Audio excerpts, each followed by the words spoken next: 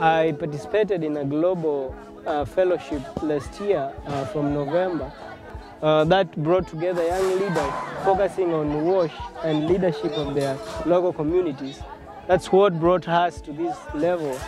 Now we're in the process of mobilizing the community, and we are anticipating to build the sand dam that is funded by Young Water Solution, and Hifadhi Africa, as the implementing organization, is responsible for overseeing and mobilizing the local community to see if this, to see to it that this project is well done. The plan is first is food security. The whole of, we just go up here, the whole of this land, we are hoping that it will be able to irrigate. We are able to irrigate using the water. So we'll have food security, which is poverty level is so high here. We have up to 67% absolute poverty and 56% food poverty. So that's the first target. The second target is education. For example, you go to Natan Primary School, they've never sat for national exam. They come to class 4, they'll drop out, they come again to class 6, they drop out, they go to class 3, they drop out. So there's that cycle of they're not heading anywhere. So with water availability, and then the school will be able to grow and continue and sit class 8 exam for the first time, hopefully. So one, it will affect education here. And then also when you have communities here, people here are pastoral. They depend on livestock, and they use human resource for that. So they use their children to look for livestock.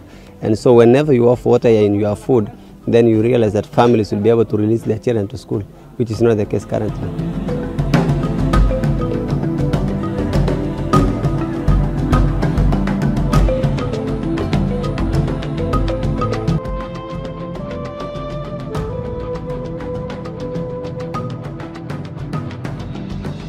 Tunaamini saa hii, mimi mwenyewe wakati imeshachimbwa namna hii, tunaamini kwamba hii kitu itakuwa na hii kitu atasaidia mpaka watoto yetu ya watoto yetu, atasaidia. Hakuna kitu kingine. Hata ukichimba ball wakati saa 6 saa ngapi atakatika, lakini hii nasema yule Mungu alikumbuka kwamba ipelekwe hii project pande hii.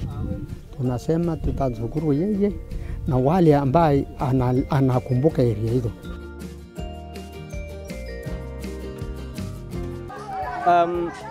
The challenges here are tremendously huge in humanitarian levels. You can see these guys wake up at probably 6 a.m. and have to walk for 30 kilometers to come to work, because we work on 2-day shift work.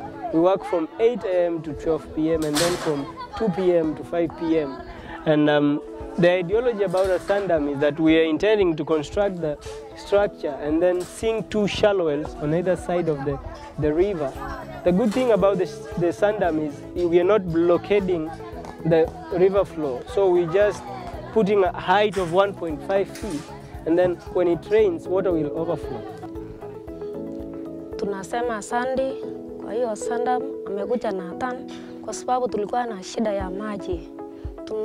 Kila siku tunaenda maji mbali sana, Nginyang na Kapedo. Tunasema asante sana kwa sababu Mungu alilete nyinyi hapa Natan pande wa shida. Tutasema asante sana watoto wetu.